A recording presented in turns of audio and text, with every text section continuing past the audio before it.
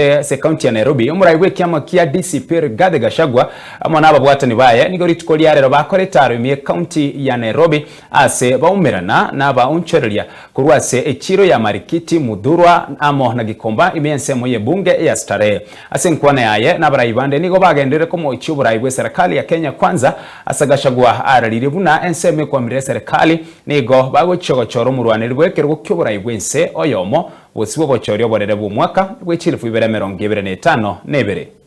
Huyu Kasongo ameangaisha biashara hapa Gikomba.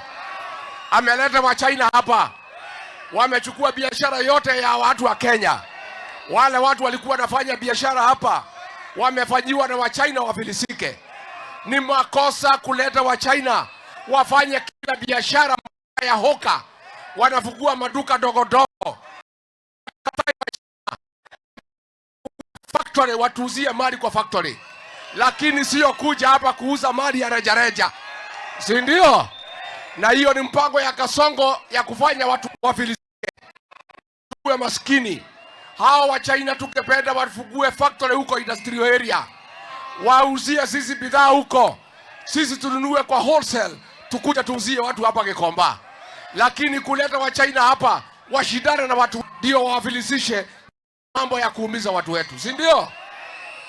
Sisi tumekubaliana, mimi Rigiji, Kalonzo Musyoka, Fred Matiang'i, Eugene Wamalwa, George Natembeya, Martha Karua, tutaketi chini tutoe mtu mmoja akupambana na Kasongo.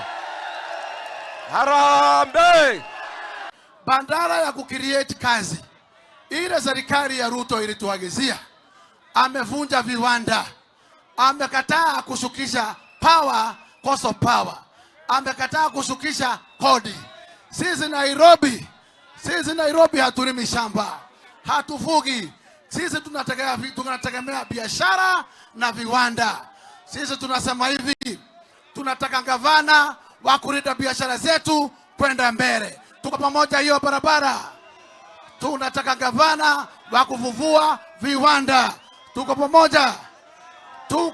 Tunahitaji gavana wa kupanga Nairobi ipangike na wafanyikazi wote wawe sawa.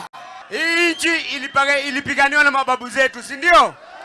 Walipigania na damu na kazi yao, si ndio? Hatutakubali Kasongo aturudishe nyuma. Hatutakubali Kasongo haribu uchumi wa hii nchi. Hatutakubali Kasongo aibe kesho yetu, si ndio?